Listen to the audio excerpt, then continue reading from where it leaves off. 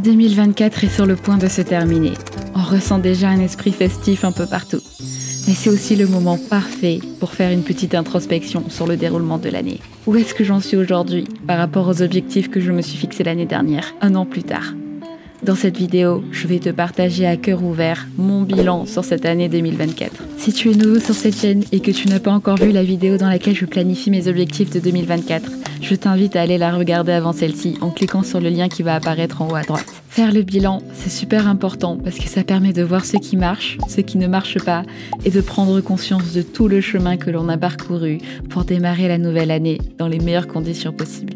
Le but n'est bien entendu pas de se comparer aux autres, ou encore de culpabiliser de ne pas avoir fait telle ou telle chose, mais plutôt d'observer avec un œil presque extérieur l'évolution de nos pensées, la force de notre volonté et les faiblesses que l'on a pu rencontrer.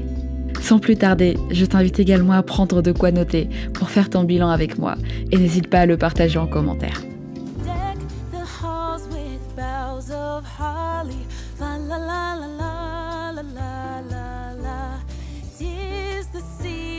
To be jolly, fa la la la la la la la la. Don we now our gay apparel, fa la la la la la la la.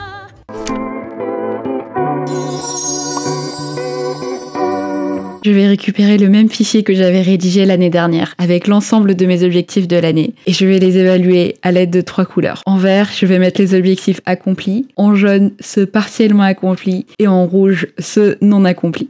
Je procède de cette manière-là parce que je ne vois vraiment aucun problème avec la notation. Comme je te l'ai dit plus tôt dans l'introduction, l'objectif ici ce n'est pas de se blâmer ou de se faire se sentir mal. Si l'idée d'évaluer tes accomplissements de l'année te met mal à l'aise, ne le fais pas. Mais personnellement, j'ai appris à mieux gérer les échecs, car ça reste des objectifs que je me suis moi-même fixés. Donc chaque échec peut généralement s'expliquer. Soit en effet je n'ai pas effectué les efforts suffisants pour y arriver, et dans ce cas ça me permet d'en prendre conscience et de faire mieux l'année prochaine. Soit ce n'était pas la priorité par rapport à d'autres objectifs, et c'est quasiment impossible d'être sur tous les fronts, donc il faut prioriser. Soit l'objectif était complètement irrationnel, ça peut aussi souvent arriver, et dans ce cas-là, je ferai en sorte la prochaine fois de mieux le découper et de mieux l'ajuster à mes attentes. Enfin, il est aussi possible que cet objectif ne correspond plus du tout à mes envies et à mes valeurs actuelles, car nous sommes en continuelle évolution, et que ce que nous voulons aujourd'hui n'est pas forcément ce que nous voulons demain.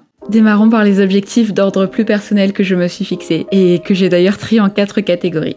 Confort de vie, activité, bien-être et détente et apprentissage.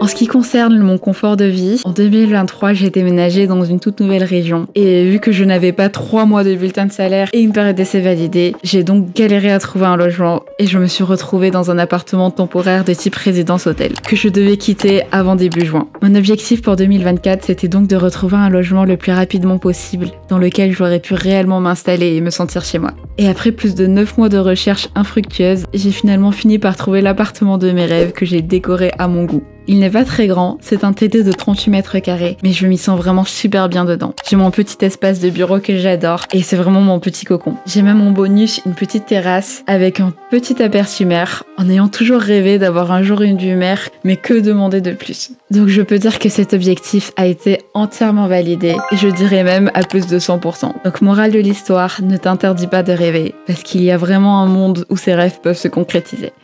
Ensuite, un autre objectif que j'avais était d'acheter une voiture. Cet objectif est assez particulier parce que je l'avais écrit l'année dernière en pensant que ça avait une grande importance pour moi. Et à l'heure actuelle, j'ai complètement changé d'avis à ce sujet. J'ai pourtant passé plusieurs mois à rechercher une voiture qui pourrait correspondre à mon budget et à l'esthétique que je recherchais. Motivée par la douleur de faire entre 1h et 1h20 de transport aller et retour tous les jours. Soit plus de 2 heures perdues dans les transports chaque jour pour me rendre sur site. Mais au final, avec le télétravail que je fais, soit 3 jours par semaine sur 5 jours travaillés, ce qui n'est pas négligeable, et aussi l'habitude, je m'y suis presque fait. Et j'essaye d'optimiser au maximum le temps que je passe dans les transports pour faire quelque chose qui a du sens. Comme par exemple écouter un podcast, lire un livre, rattraper mes épisodes d'émissions ou de séries si je n'ai pas eu le temps de le faire la veille. J'aimerais bien sortir la carte de l'écologie et te dire à quel point je suis consciencieuse de l'environnement. Et d'un côté c'est vrai, je le suis, mais je ne suis clairement pas irréprochable comme la plupart de nous d'ailleurs. Donc la vraie vraie raison, c'est qu'avec le coût de la vie actuelle et ma volonté d'acheter un appartement qui nécessitera un apport important, financièrement parlant, je ne me sentais pas à mesure d'acheter une voiture. Surtout que le coût des voitures a bien augmenté depuis et que les transports sont plutôt bien desservis dans les grandes villes. Donc c'est un objectif non validé qui ne sera pas dans mes objectifs de l'année prochaine, en tout cas tant que je reste dans les environs. Peut-être que j'y repenserai si je déménage dans un endroit un peu plus excentré des villes et si j'ai une situation financière un peu plus stable. Un autre objectif que j'avais était de garder mon appartement propre. Je sais que cet objectif que j'avais écrit peut te faire sourire parce que soit tu te reconnais là-dedans ou soit au contraire tu es choqué parce que tu es le ou la reine de la propreté chez toi. Pour clarifier les choses, non, je ne suis pas sale et oui, j'aime quand les choses sont bien rangées et organisées chez moi. Et j'essaye dans la mesure du possible de nettoyer et de ranger comme je peux. Mais je me suis aussi rendu compte que j'avais tendance à faire des sessions de nettoyage beaucoup plus longues que ce qu'elles devraient être parce que je ne fais pas attention au quotidien aux choses que je balance par-ci et par-là. Donc je voulais donc réduire ce temps passé à nettoyer dans mon appartement en étant plus consciencieuse de mes actions au quotidien et en prenant du temps pour ranger et pour organiser au moins 20 minutes par jour. Mais j'avoue que je n'ai pas réellement tenu cet objectif comme je l'aurais aimé. Car j'ai encore tendance à être prise par toutes les choses à faire dans le quotidien en semaine et à passer des heures, voire des journées à nettoyer le week-end. Je passe vraiment quasiment tout mon dimanche à laver mes cheveux et à nettoyer mon appartement. Donc ce n'est pas un objectif qui est échoué à 100% parce que je fais quand même beaucoup plus attention qu'avant et ça m'arrive de passer quelques temps après mes journées de travail pour ranger et pour nettoyer, mais je devrais quand même réduire ce temps en le répartissant plus équitablement dans la semaine. Ensuite, dans les activités, je m'étais noté pour objectif de prendre des cours de chant. Ça faisait quelques années que je me disais que j'aurais adoré commencer à prendre des cours de chant et j'ai fini par sauter le pas cette année, donc félicitations à moi. Et en vrai, je suis plutôt contente de l'avoir fait parce que ça me permet de penser à autre chose qu'au travail et à me détendre. Parce que oui, le but ce n'est pas de chanter comme Beyoncé, même si je ne dirais pas non bien sûr, mais j'ai toujours eu une sensibilité pour la musique et chanter c'est pour moi comme l'écriture et comme le dessin. Une manière comme les autres de s'exprimer et de se libérer de son surplus d'émotions. Donc c'est un objectif qui est validé. Ensuite, dans les activités, je voulais faire une activité sportive en club au minimum une fois par semaine et c'est un objectif qui est validé. Après m'être pris un nombre incalculable de refus pour intégrer une équipe de sport, j'ai fini par être acceptée et formée dans un club pour faire du beach volley. Et quel bonheur de faire du sport en extérieur avec un tel décor. J'ai des entraînements 2 fois par semaine, le mercredi et le vendredi soir, et de temps en temps je vais à une session loisir dans un autre club le samedi matin. En plus des bénéfices de faire une activité physique sur l'esprit et le moral, l'aspect social est vraiment plutôt sympathique. Moi qui venais de m'installer dans le coin, ça m'a vraiment permis de me faire des connaissances et de me construire un cercle social assez rapidement. Et on sait tous que ce n'est pas si simple de faire des rencontres une fois qu'on a terminé les études.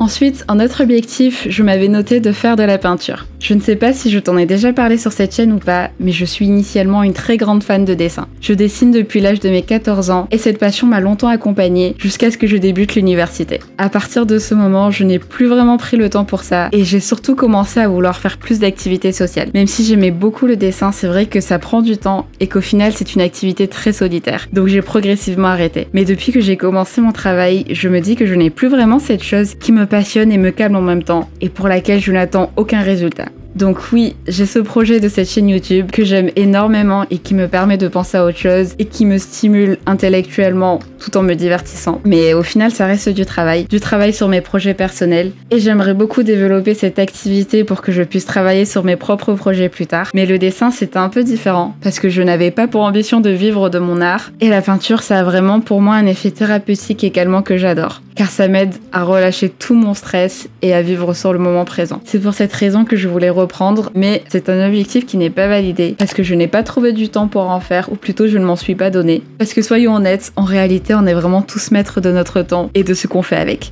Ensuite, un autre objectif que j'avais celui de faire des sorties seules plus régulièrement en extérieur. Et c'est un objectif qui est validé car je suis quand même pas mal sortie cette année. Je m'étais donné initialement cet objectif pour pouvoir sortir plus et prendre de l'air pour éviter de passer toutes mes journées enfermées devant mon ordinateur. Et je pense que c'est plutôt bien réussi. Parce que je me suis bien baladée et ça m'a fait du bien de prendre du temps en pleine conscience juste avec moi-même, la nature et mes pensées.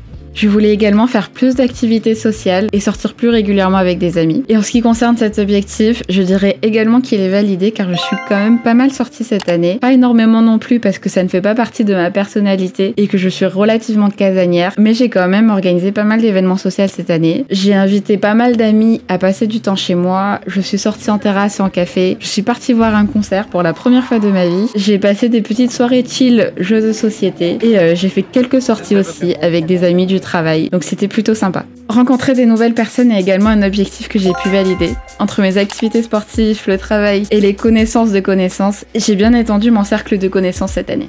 Ensuite, comme autre objectif, j'avais celui de voir ma famille. Donc voir ma famille est un objectif que je considère comme partiellement validé parce que oui, j'ai passé quelques moments avec ma sœur, ma mère, mes cousins, mes cousines, mes tantes, mais est-ce réellement assez? Non, plus sérieusement, je ne comprenais pas trop avant comment les gens pouvaient dire qu'ils n'avaient pas assez le temps pour se voir. Mais cette année, en commençant le travail, ça a vraiment pris tout son sens. Avec le travail qui impose souvent des jours et des temps de congé, et forcément tout le monde n'a pas les mêmes jours de congé, les mêmes contraintes et les mêmes priorités. Pour se voir à plusieurs, il faut prévoir super longtemps en avance. Et vu qu'habituellement je suis plus du genre à prendre des décisions spontanées quand il s'agit de voir telle ou telle personne, autant dire que j'ai été bien calmée par mon travail, le prix des billets de train à la dernière minute et le programme des uns et des autres. Donc morale à en tirer pour l'année prochaine, c'est qu'il faut vraiment que je m'y prenne à l'avance et que je bloque les dates. Ah là là, la vie d'adulte. J'espère vraiment que je finirai par m'y faire un jour. Ensuite, je m'étais donné pour objectif de faire des voyages cette année. Et cet objectif est validé. En ce qui concerne les voyages, je peux dire que cet objectif a été pleinement rempli. J'ai commencé l'année avec un petit voyage à Strasbourg pour fêter le nouvel an avec une amie à moi et ses amis, et c'était vraiment super sympa. Par la suite, j'ai eu la chance de partir en avril à Toronto au Canada parce que j'avais fait des démarches pour obtenir un PVT, qui est un permis vacances-travail. Si tu n'as pas vu mes vidéos à ce sujet, je t'invite à aller les regarder sur ma chaîne, et je voulais savoir si la vie là-bas était faite pour moi. Finalement, j'ai choisi de rester en France, mais ce voyage était vraiment top. Je suis super reconnaissante d'avoir eu les moyens d'y aller. J'avais également dans mes objectifs la volonté de partir en voyage avec ma mère, parce qu'elle le mérite, tout simplement. Et vu que je suis partie, je ne la vois plus aussi souvent qu'avant. C'était aussi l'occasion de passer un moment qualitatif entre mère et fille. Donc nous sommes partis toutes les deux à Dubaï. Tu te demandes sûrement pourquoi Dubaï, parce que ma mère voulait une destination orientale, et moi de mon côté, vu que j'avais déjà fait New York, je voulais vraiment comparer les deux villes, étant donné que Dubaï et New York sont souvent associés au terme ville-monde. J'ai prévu de faire une vidéo à ce sujet sur mon séjour à Dubaï pour t'en parler un peu plus dans les détails, parce que c'était vraiment super intéressant. Parce que Dubaï est une ville qui peut énormément plaire, comme au contraire être détestée, et je pense que le sujet est plutôt intéressant, et j'aimerais bien t'en parler avec plus de détails. Enfin, mon dernier voyage de l'année a été pour aller au Portugal, et pour le coup, cette destination était vraiment super intentionnelle. J'ai toujours rêvé d'aller au Portugal, pas pour les villes, mais pour les paysages naturels que j'ai trouvé absolument magnifiques. J'ai pris une semaine entière pour faire un road trip du nord du pays vers le sud, et c'était vraiment incroyable. J'en garde vraiment de trop beaux souvenirs. En ce qui concerne mes objectifs bien-être, je m'étais noté de faire du sport au moins 3 fois par semaine, et c'est un objectif qui est validé. 2024 a été une année où j'ai mis le sport en priorité par rapport à d'autres années, parce que je sentais vraiment que mon corps en avait besoin, tant physiquement que mentalement. Entre mes activités de beach volley et mon programme sportif à la salle, je pense même que je faisais du sport plus de 3 fois par semaine. Car dans l'idéal, je faisais les jambes à la salle le lundi, le haut du corps à la salle le mardi, beach volley mercredi, abdos à la salle le jeudi et beach volley le vendredi soir et le samedi matin. Après, bien entendu, j'ai raté certains jours et j'ai eu des semaines où je n'ai pas pu faire du sport parce que j'étais en vacances, parce que j'étais malade ou j'étais tout simplement super épuisée moralement. Mais dans la majorité des cas, j'ai bien respecté cet objectif et j'ai fait du mieux que je pouvais. Je n'ai absolument pas envie de vendre du rêve en disant que ça a été hyper simple parce que même si c'est plus devenu un automatisme maintenant d'aller au sport qu'avant, j'ai dû pendant un moment et même jusqu'à maintenant me battre pour avoir une force mentale, pour me motiver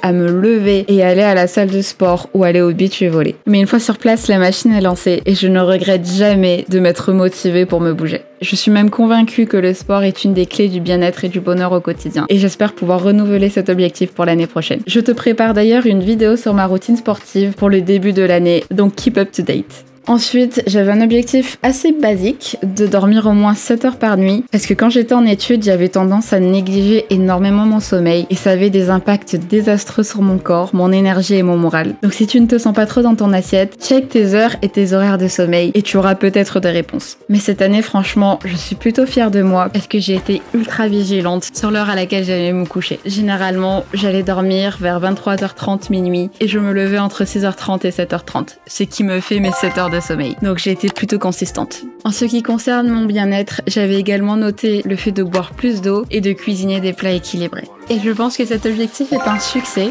Je cuisine beaucoup plus de plats équilibrés qu'avant et je n'ai pas oublié de boire plus d'eau, même si je pense que je pourrais faire quand même toujours mieux. Comme le dirait le médecin philosophe grec Hippocrate, nous sommes ce que nous mangeons. Donc même si c'est dur avec la vie du quotidien de se motiver à cuisiner des plats équilibrés, c'est un investissement tant en termes d'argent que de temps que l'on voit tout de suite et qui est d'autant plus voyant avec le temps. Donc l'année prochaine, je souhaite continuer sur cette lancée et faire encore mieux pour me donner les moyens de mes ambitions et me sentir encore mieux dans mon corps.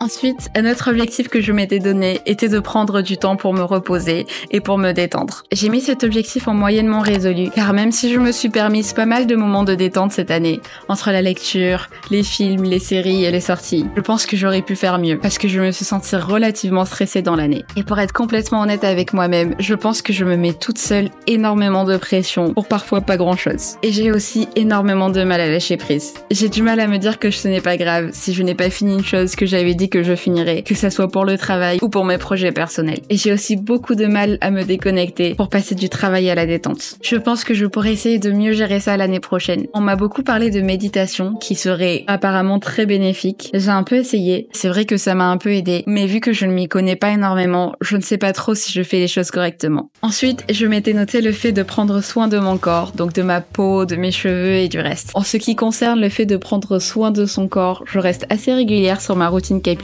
Mais c'est vrai que pour le reste, comme pour ma peau par exemple, je suis assez négligente. Et je ne prends pas énormément de temps. J'aimerais prendre plus de temps l'année prochaine pour me faire plaisir et prendre soin de mon corps. Après en termes de vêtements, je suis aussi plutôt pas mal. Je refais quasiment toute ma garde-robe, surtout celle pour le boulot. Donc objectif semi-validé. Objectif semi-validé également pour la lecture, où je n'ai pas atteint l'objectif que je m'étais donné de lire au moins un livre par mois et de faire 30 minutes de lecture par jour. Mais j'ai quand même pas mal lu cette année et ça m'a vraiment fait du bien. C'est une de ces activités qui me permet de vraiment déconnecter des écrans, vu que je passe littéralement toute ma journée, voire même toute ma vie, en ce moment devant les écrans. Dit comme ça, c'est vraiment une bien triste réalité. Je pense que ce qui m'a manqué, c'est vraiment l'organisation, car j'ai tendance à prioriser le travail et dès que je me pose, je priorise la gratification immédiate en regardant une vidéo par exemple. C'est terrible parce que je sais que je ne suis pas la seule. On est beaucoup à passer des nombres d'heures horrifiantes devant notre téléphone. À l'heure où je te parle, si je regarde vite fait, je passe entre 5 heures et 7 heures par jour devant mon téléphone. Et franchement, c'est fou parce que je m'en rends vraiment pas compte. Par contre, je me rends compte que j'ai un taux d'attention qui est beaucoup plus faible qu'avant. Et c'est horrible parce que je galère vraiment à me concentrer sur une chose pendant une longue durée. Dans une étude menée par Microsoft en 2015, des chercheurs canadiens ont surveillé l'activité électrique du cerveau sur 2000 participants. L'étude a montré qu'au cours des 15 dernières années, la capacité d'attention moyenne de l'être humain était passée de 12 à 8 secondes, soit une seconde de moins que celle d'un poisson rouge. La lecture m'aide beaucoup à réguler ce taux d'attention et à vivre le moment présent, et je vais continuer l'année prochaine. Ensuite, professionnellement parlant, je m'étais donné pour objectif de développer mes compétences professionnelles et d'évoluer professionnellement parlant. Et en vrai, je pense que je m'en suis plutôt pas mal sortie, parce que j'ai quand même appris pas mal de choses cette année. Après, je pense que oui, j'aurais pu faire mieux. Et contrairement à toutes mes années précédentes où j'ai mis l'école et ma carrière avant tout, cette année, c'était différent. J'ai mis la priorité sur mon bien-être, sur le sport, sur l'alimentation, sur mes activités, sur mes relations et sur mes projets perso, avec notamment cette chaîne YouTube. Parce qu'on reste humain avant tout et c'est quasiment impossible de jouer sur tous les terrains en même temps. Donc parfois, c'est aussi bien que l'on s'en rende compte. En vrai, c'est dur de ne pas être exigeant envers soi-même ou d'accepter d'être moyen. Mais je pense que mes plus grandes leçons de cette année que j'ai pu apprendre grâce à cette première expérience professionnelle, c'est que d'une part, je suis remplaçable, ce que je fais peut être réalisé par n'importe qui d'autre. D'autre part, vouloir faire toujours plus n'apporte pas forcément plus. À l'école et dans mes projets personnels, plus je travaille et plus je me sens évoluer et récompensée.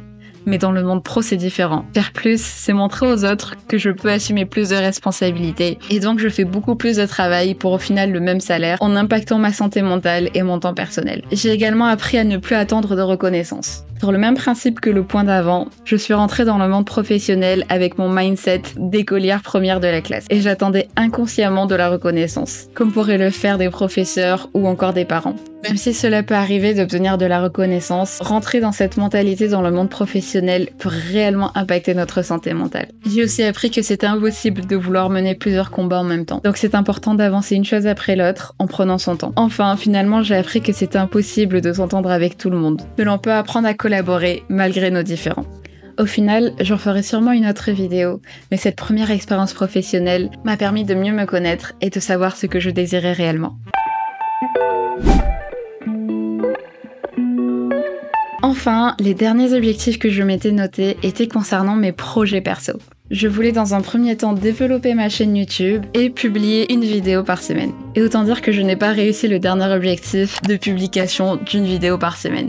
Car avec du recul, c'était beaucoup trop ambitieux. La conception d'une vidéo me prend énormément de temps, même si ça ne se voit pas forcément. Entre la recherche de l'idée et des plans, la rédaction du script, l'enregistrement de l'audio, le tournage des plans, le choix des musiques, les cuts, le titrage, la préparation de la description pour YouTube, la miniature et j'en passe, je t'avais déjà dit dans une de mes vidéos que ça me prenait plus de 20 heures de travail au total. Donc au final, dans les meilleurs mois, j'ai pu publier 2 vidéos par mois. Dans les bons mois, une seule vidéo, voire aucune vidéo dans les mois un peu moins bons.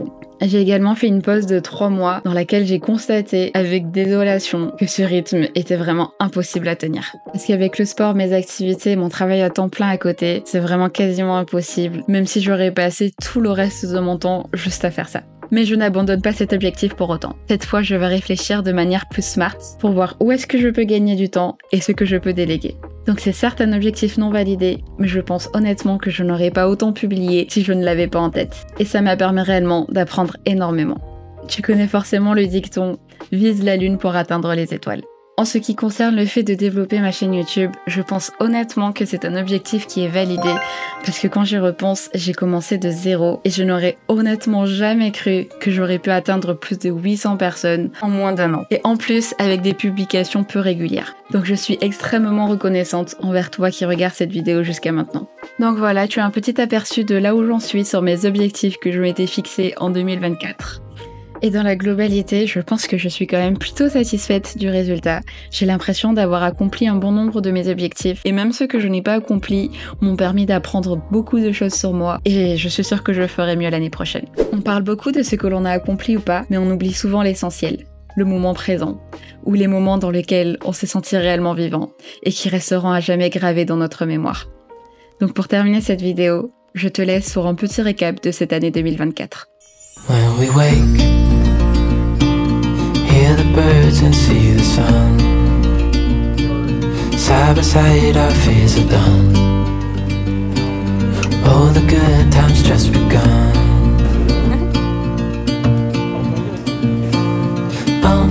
We know what we have, let's hold on tight. Found what we're looking for in life. Call us crazy, but things are finally right. With you and I, the future is bright. Au nom de la loi, nous vous déclarons unis par le mariage. You and I, we got it. We don't need no more. Even in the hard time, you and I can weather any storm. Before I sleep, hear the crickets, see the moon.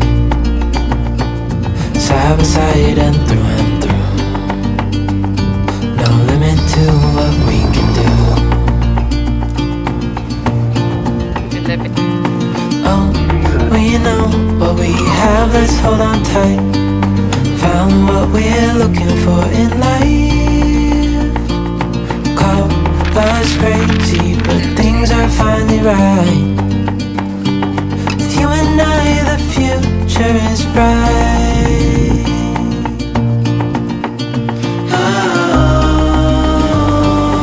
You and I, we got it.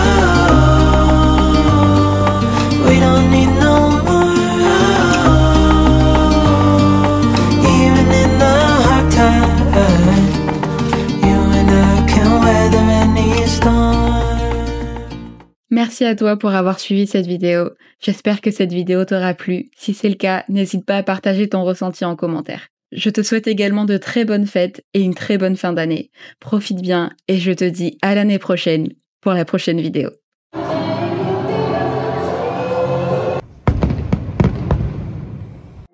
문지투성이 hands are trembling right now, right now. Deep blue water sea, afraid of jumping in right now, right now.